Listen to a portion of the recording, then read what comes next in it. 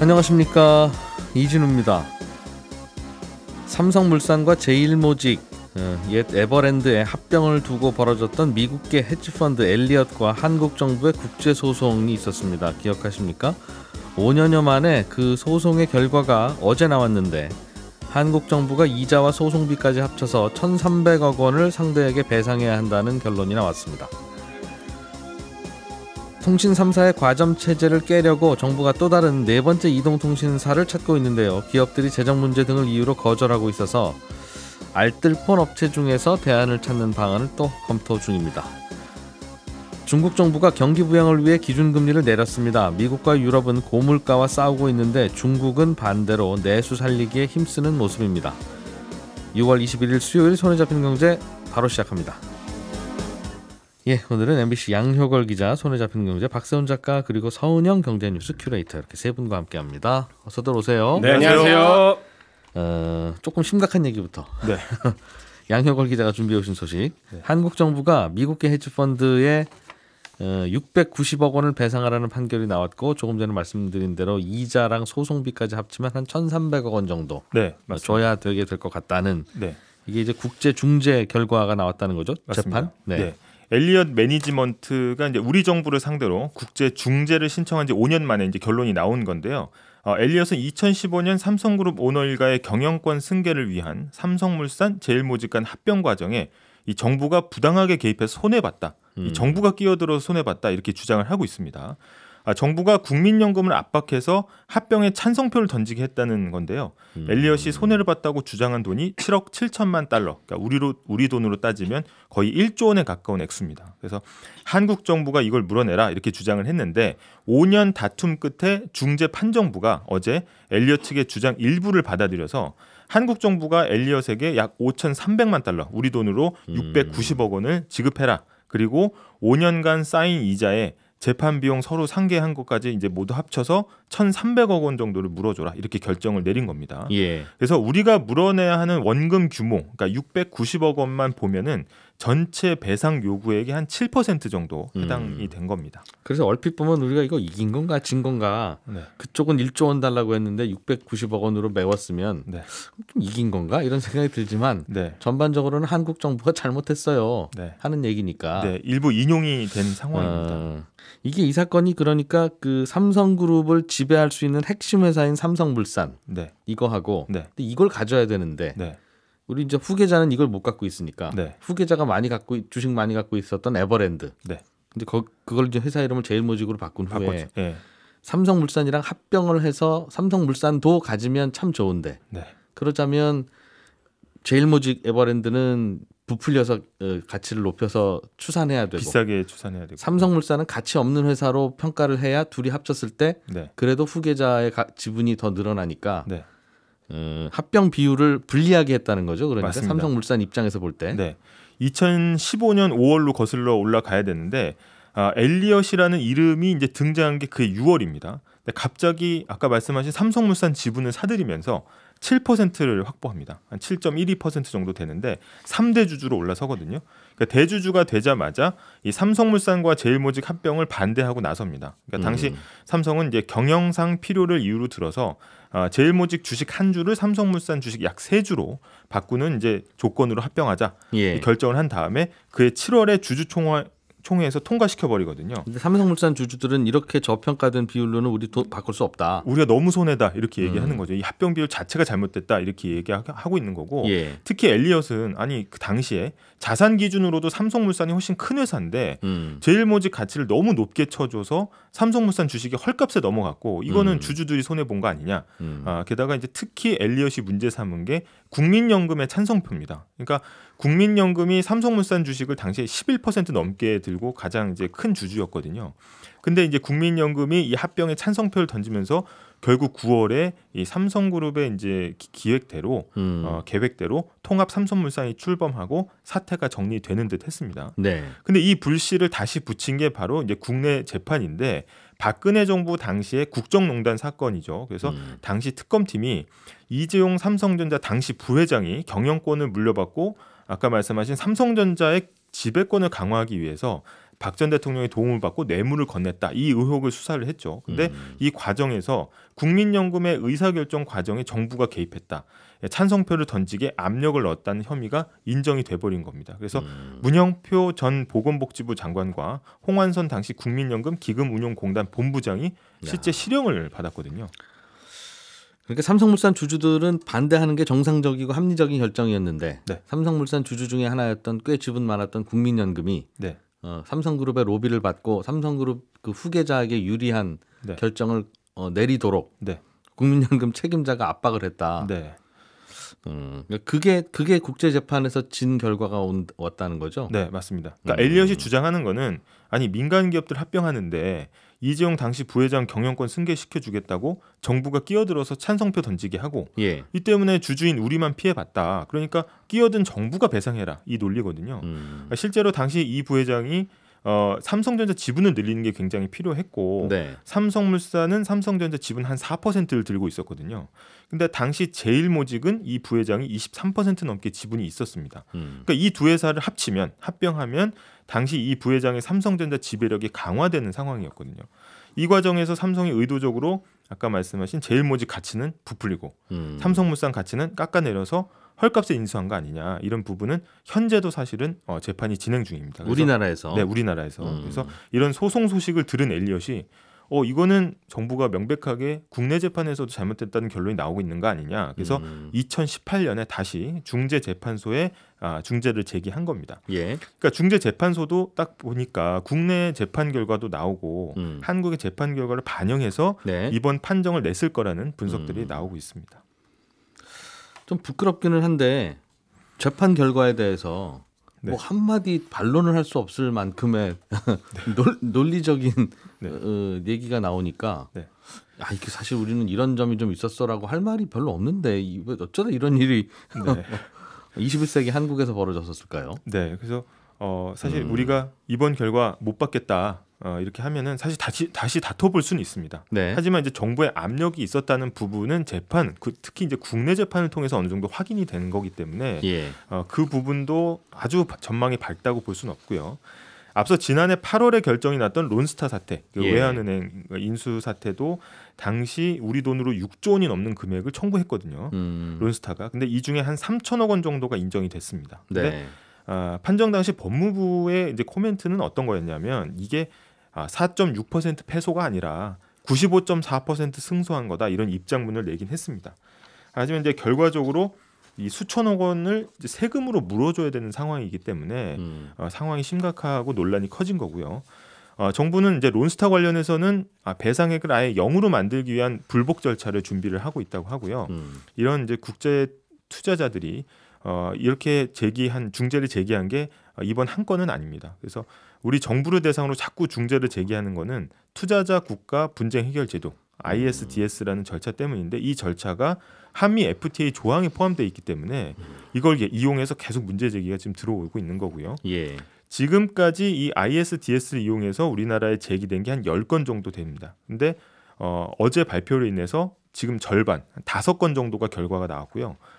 이 얘기는 뒤집어 이야기하면 앞으로 5건이 더 남았다는 이야기고 지금 삼성전자 제일모직 합병으로 손해봤다면서 또 다른 미국계 헤지펀드 메이슨 캐피탈이 제기한 건도 있습니다. 이건 한 2,500억 원 규모인데 이번에 엘리엇에 대한 판정도 어떻게 보면 일부 인용이거든요. 그러면 이 재판에 다음 재판에도 영향을 미칠 수 있다 이런 전망이 나오고 있는 상황입니다. 이것도 삼성전자 에버랜드 합병 네, 맞습니다. 때문에 정부가 물어내라는 거죠, 이것도. 네, 동일한 건입니다. 왜 일은 저기서 했는데 왜 자꾸 국민 세금으로 물어주게 만들어졌어요, 이게? 이게 투자자 정부 이제 야. 약간 소송이어서 저희의 이제 대표는 이제 법무부가 되고요. 물론 이제 어떤 결정이 궁극적으로 주주들에게 좋은 결정인지는 뭐 미래에 가봐서도 알고 양쪽이 찬반은 있을 텐데 네. 그걸 알아서 판단하도록 둬야지 그게 압력을 넣으면 네. 예전에 우리 그 자유당 시절입니까? 네. 거기도 군부대도 부재자 투표하는데 네. 우리 대대는 다 어디 찍는지 알지? 다 여기 찍어요. 이렇게 네. 해가지고 그런 부정선거한 거하고 이게 뭐가 달라요, 이게? 네. 하여튼 아니 뭐 양혁월 기자님이 뭐 잘못하신 건 그런 아니고. 건 아니지만 예. 저도 마음이 무겁습니다. 예. 알겠습니다, 박 작가님. 네. 중국 중앙은행이 기준금리를 내렸네요. 그렇습니다. 워낙 중국 경기가 안 좋다는 얘기가 계속 나오던 상황이라서 이번에 내릴 거라는 건 대부분이 예상을 했던 거라 그리 새로운 소식은 아닙니다만 그래도 정리는 좀 할 필요는 있을 것 같은 뉴스인데요. 작년 8월 이후에 10개월 만에 사실상 기준금리 역할을 하는 LPR이라는 금리를 0.1%포인트 내렸습니다. 그래서 LPR 1년 만기 금리는 3.55%, 5년 만기 금리는 4.2%가 됐는데 1년 만기 LPR은 주로 신용대출이나 기업대출 이자에 영향을 주고요. 5년 만기 IPR은 주택담보대출 금리의 기준으로 활용이 되니까 예. 중국 정부가 이제 1년 만기와 5년 만기 LPR 금리를 내렸다는 건 이자 싸게 돈 빌려줄 테니까 소비 좀 하세요. 그리고 집 살 때 이자 싸게 빌려줄 테니까 집 좀 사세요. 그래야 내수가 살아나고 건설업도 살아납니다. 라는 의미입니다. 한국은행이 기준금리 내린 거하고 똑같은 겁니다. 걸 한 거네요. 그렇죠? 그렇습니다. 경기 부양을 위해서 내렸다고 보면 됩니다. 근데 우리나라는 기준금리라고 하는 게 하나 있는데 네. 중국은 그냥 그런 건 없고 네. 그냥 은행에다가 바로 이거 내려 그럼 내리는 그렇습니다. 시스템으로. 네. 근데 그게 기준이 되기 때문에 사실상 기준금리라고 보는 겁니다. 그렇군요. 다만 이제 부양책인데 그럼 네. 중국 입장에서 보면 그렇죠. 이런 거면 야 이거 중국이 정부가 이렇게 나서면 다시 중국 경기도 좋아지겠네. 네. 그럼 좀 기대를 가져볼 만 하겠네라는 반응이었어요? 아닙니다. 어제 중국의 경착륙 가능성을 크게 우려해온 투자자들 시각에서는 이번 LPR 금리 인하가 다소 실망스러운 수준의 부양책으로 보였나 봅니다. 왜요? 어제 금리 인하 발표 후에 중국 증시 주요 지수들 그리고 홍콩 증시가 하락 마감을 했는데 중국 정부가 경기 부양책을 좀 더 과감하게 내야 한다는 게 시장의 기대치였거든요. 특히 부동산 경기 부양을 하려면 부동산 담보대출 금리 기준인 5년 만기 LPR 금리를 적어도 0.15%포인트 정도는 내릴 거다. 이런 기대를 하고 있었지만 좀 기대에 못 미쳤다라는 평가가 나오고 있고요. 0.2 내릴 줄 알았는데 0.1만 내렸다. 아쉽다. 대략 그 정도입니다. 그러면서 이제 중국 정부가 LPR 금리 인하 말고 다른 시장 부양책을 내놓지 않으면 하반기에는 경기 침체로 갈 거다. 이런 전망들도 어제 다수 나왔거든요.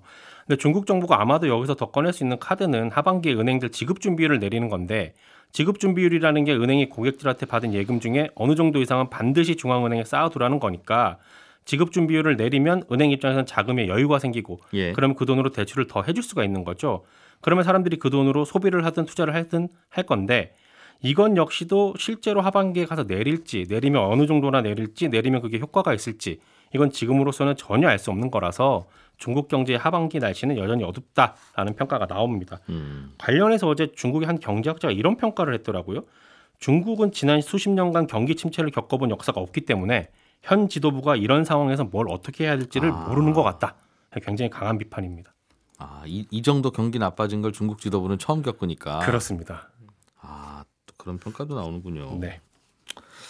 중국은 그동안 사회주의가 저렇게 경제 발전을 끝까지 잘할 수 있겠어? 네. 우리가 본 건 소련 정도가 마지막이지라는 네. 평가였는데 그래도 중국은 공무원들이 훌륭한 사람들이 많아서 잘할 거야 끝까지라는 또 반론도 있었는데 네. 중국 정부도 좀 당황하고 있는 것 같다는 평가도 좀 나오는 것 같다. 그렇습니다. 알겠어요. 전 세계가 요즘은 여기가 요즘 경기 어떤 건지 그래서 구분이 잘 안 가요. 중국은 경기 나쁘니까 금리 내렸고 유럽연합은 계속 금리를 올리고 있는데 다음 달에도 또 올릴 것 같습니까? 그렇습니다. 물가 상승세가 쉽게 안 꺾여서 그런 건데요. 유럽 중앙은행이 이미 지난 15일에 기준금리를 0.25%포인트 올렸거든요. 예. 8번 연속 금리를 올린 건데 어제 나온 보도를 보니까 유럽 중앙은행은 여전히 물가 상승세가 안 꺾일 걸로 보고 있습니다. 그리고 유럽 중앙은행 총재도 얼마 전 기자회견에서 7월에도 금리를 올릴 가능성이 크다. 우리는 쉬어갈 생각은 없다. 이렇게 얘기를 하기도 했거든요. 예. 그래서 7월에도 올릴 걸로 대부분이 전망을 하는 겁니다. 그러고 보면 요즘 글로벌 경제가 돌아가는 현상이 참 예전 같지가 않은 게 예전에는 미국이 기준금리를 올리면 대다수 국가들이 따라서 올리는 게 일종의 방정식 같은 거였어요. 예. 근데 지금은 미국이 금리를 올리면서 시중의 돈을 흡수하는 정책을 쓰는데도 불구하고 중국은 금리를 내리고 일본은 금리를 전혀 움직이지 않고 예. 베트남은 또 엊그제 기준금리를 0.5%포인트 내렸습니다. 그러면서 시중의 돈을 계속 푸는 정책을 쓰고 있거든요. 경기 안 좋다는 거죠. 여기 그렇습니다. 그 동네는. 예. 작년에 물가가 급등한 건 전 세계가 공통으로 겪은 일이지만 나라마다 물가가 오르는 폭 그리고 오름세가 둔화되는 속도 물가 오른 게 경기에 미치는 영향 경기 상황 이런 게 다 제각각이다 보니까 각국의 중앙은행의 정책도 각자 도생을 하고 있는 그런 모습입니다. 그러니까 우주선을 막 화성으로 보내겠다고 하는 인류인데 네. 물가가 왜 오르는지도 지금 판단이 안 되는 거예요. 그렇죠. 그렇죠? 미국에서 돈을 많이 풀어서 네. 코로나 때 네. 유례 없는 돈을 풀어서 물가가 이렇게 올랐다라고 네. 설명을 했는데 그런가 보다 싶었는데 그럼 유럽은 그렇게 돈 안 풀었는데 왜 계속 물가가 오르지? 하는 거에 대해서도 설명이 안 되고 네, 언제까지 오를지도 잘 모르겠고. 그렇습니다. 우주선은 기계로 움직이는 일이고 경제는 사람의 마음으로 움직이는 거라서 쉽지가 않은 것 같습니다. 오, 그런 것 같습니다. 네, 야, 서은영 경제뉴스 큐레이터께서 준비해 오신 소식도 재밌습니다. 우리나라 이동통신사 3개인데 네. 이거 경쟁을 너무 안 해가지고 다 그게 그거 같아서 하나쯤 더 만들면 좋겠다라는 네. 게 정부 생각인가 봐요. 그렇습니다. 그런데 기업들은 아유 우리 부담스러워요. 네. 라는 건가 봐요. 이게 좀 쉽지 않아 보이는 상황이다라는 건데요. 이달 말에 이제 정부가 공고를 하나 낼 겁니다. 이게 정부가 이제 황금 대역으로 꼽히는 5세대 이동통신, 이제 5G에 해당하는 이제 주파수 대역, 28GHz 주파수 할당 공고를 내는데요. 네. 이 공고를 이제 기점으로 해서 이제 4번째 이통사 제대로 모집 한번 해보겠다. 이게 이제 시작이 되는 거예요. 근데 이 28GHz 주파수 관련 뉴스 혹시 기억나시는지 모르겠는데 작년 말에 예. 통신 3사가 이 주파수 받아가 놓고 너희들 왜 제대로 설비 투자 안 해? 그래서 다시 회수한 주파수 대역이거든요. 네. 그래서 이 대역이 어떤 대역이냐면 이제 LTE보다 20배 빠른 진정한 의미의 5G 서비스, 광고했던 대로 그렇게 정말 제대로 서비스하려면 이 주파수 대역이 필요합니다. 아주 필수적인 대역인데 정부가 이제 만약 신규 사업자가 이 대역을 가져가면 알뜰폰처럼 통신 3사에서 이제 기본적인 통신 서비스는 도매로 제공받게 해줄게. 대신에 이렇게 아주 빠른 초고속 서비스는 3년간 아무도 못 들어오게. 독점적으로 제공할 수 있게 지원해줄게. 이렇게 좀 지원책을 마련을 해놓은 상태입니다. 어떤 회사가 제사 이동통신사 차리면 네. 기존 LTE보다 20배 빠른 서비스는 3년간 거기만 할 수 있게 그렇죠. 해준다. 네, 맞습니다. 그러니 고객 모을 수 있지 않겠냐 한번 해봐라. 네, 맞아요. 그리고 여기에 이제 세제 지원도 있고 와. 초기 부담금도 좀 낮춰줄게. 그리고 서비스 운영 지원도 처음에는 이제 신규 사업자니까 단말기 잡기 어려울 거 아니야. 그것도 우리가 같이 영업해줄게. 이런 것까지 이제 여러 가지 당근을 마련을 했는데 이 정도면 되게 이제 할 수 있는 밥상은 다 차려놨는데 문제는 네. 시장 반응이 정말 냉랭하기 짝이 없다는 겁니다. 지금 상황 한마디로 말하면 마음에 안 드는 그녀에게 계속 전화가 오고 내가 좋아하는 그녀는 나를 피하는 이제 아주 안타까운 상황인데 정부 입장에서 보면 그렇습니다. 이 정부가 생각하는 이 적임자는 현대자동차, 쿠팡, 신세계 이런 굵직한 대기업더라고요. 그리고 이제 KB국민은행이랑 토스처럼 이미 알뜰폰 시장 진출해서 이 통신업에 대한 이해도도 있고 또 금융사니까 자본력도 충분한 이런 회사들인데 이런 기업들의 이 도전 가능성이 현재로서는 좀 희박하다. 이게 이런 관측이 좀 지배적이거든요. 지금 이통 3사들도 20배 빠른 서비스 하러 가져갔다가 네. 사람들이 굳이 20배 빨라서 뭐 해요라는 반응과 별로 필요로 하지 않습니다. 라는 거죠. 그래 놓고 그거 하게 하려면 기지국을 정말 꼼꼼하게 박아야 돼서 네, 맞아요. 돈을 네. 엄청 들고 맞습니다. 돈 들여봐야 이게 사람들이 돈 낼지 안 낼지 모르는 거 우리는 못하겠습니다 하고 사실상 반납한 거잖아요. 네. 버티다가. 이거를 독점적으로 서비스하게 해주겠다라는 게 과연 정말 당근에 해당하는 건지 이거 이제 좀 갸우뚱하게 되는 거죠. 그래서 지금 현재 관심 보이는 회사가 이제 하나가 있는데 네. 이 회사는 중소기업이고 미래모바일이라는 회사입니다. 이 회사에 이제 어떻게 도전장을 내밀었냐면 우리는 이제 5G 요금제를 내놓을 건데 기존 통신사가 하는 것보다 저 반값에 내놓을게요. 그렇게 이제 그러면 저희한테 이 제사 이통 진출을 하게 해주세요라고 좀 이제 선언을 해놓은 상태예요. 근데 예. 이 회사 같은 경우에는 지금 정부가 원하는 선택지에는 안타깝게도 없어 보이는 게 문제입니다. 그렇군요. 여기 미래모바일요? 네네, 회사, 미래모바일. 이게 어떤 회사인데 네, 중소기업인가 봐요. 그렇습니다. 제사통신사가 된다고. 네. 그런데 정부가 여기는 저기는 좀 아닌 것 같아라고 생각하나 봐요. 네, 그래요. 왜 그러냐면 결국에는 이제 자금 여력이 좀 충분치 않아 보인다는 건데요. 이게 지금 제사 이통사 선정하겠다라는 게 한두 해 문제가 아닙니다. 그러니까 이게 처음에 추진됐던 2010년부터거든요. 예. 이때부터 계속 지금 한 8번째 지금 도전에 해당하는데 7번 왜 실패했느냐. 결국에는 매번 이제 사업자를 선정하려고 해도 하려고 하는 데는 재정 문제가 충분히 이제 괜찮아 보이지가 돈이 않는 없고. 거예요. 네. 미래모바일 같은 경우에는 이제 컨소시엄 구성해서 자금 조달을 하겠다고 하는데 통신 사업이라는 게 전국에 망가라서 서비스도 해야 하는데 여기에 조단위 자본이 필요하잖아요. 네. 그러면 정부가 기존 3사 회선 임대해서 지금은 쓰게 해주겠다고는 하지만 결국에는 이 3사와 겨룰 수 있는 어엿한 통신사로 성장을 하려면 결국에는 조단위 자금 투자해서 전국망 구축을 해야 되는 게 필수입니다.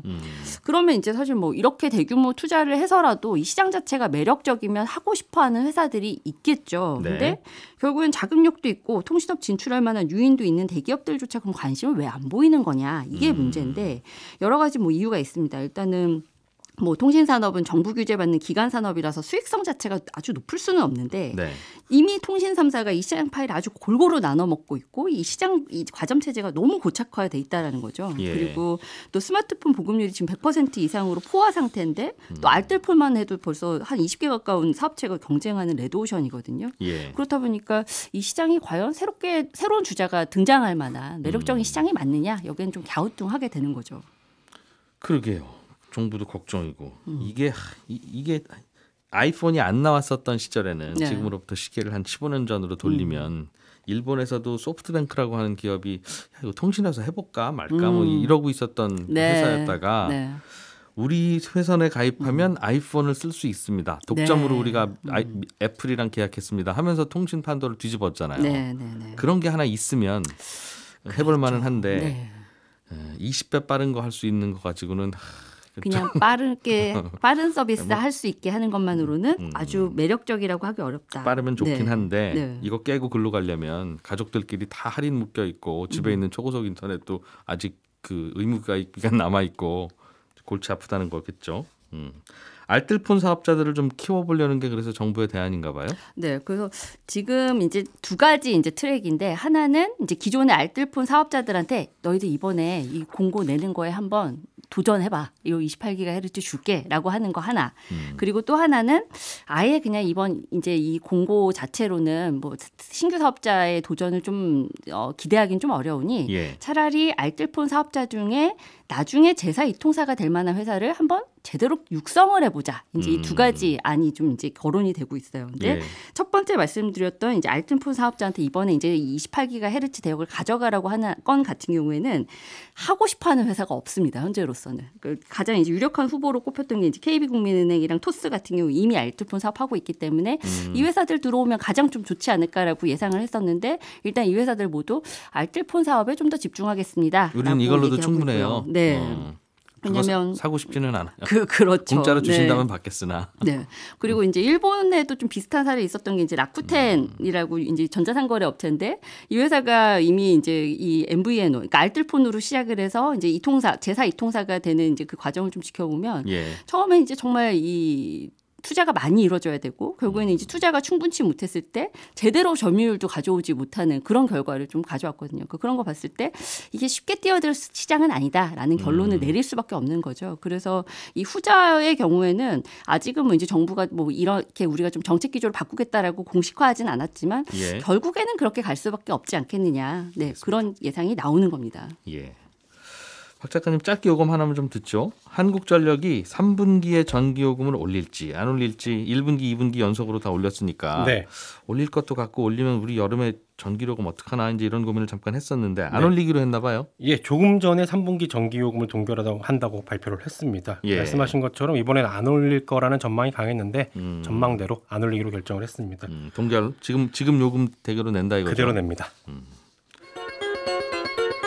예, 경제뉴스 잘 정리해 주신 세 분 감사드리고요. 예, 재밌게 들어주신 청취자 여러분 더욱 감사드립니다. 저는 이진우였고요. 내일 아침 8시 30분에 찾아오겠습니다. 이진우였습니다. 고맙습니다.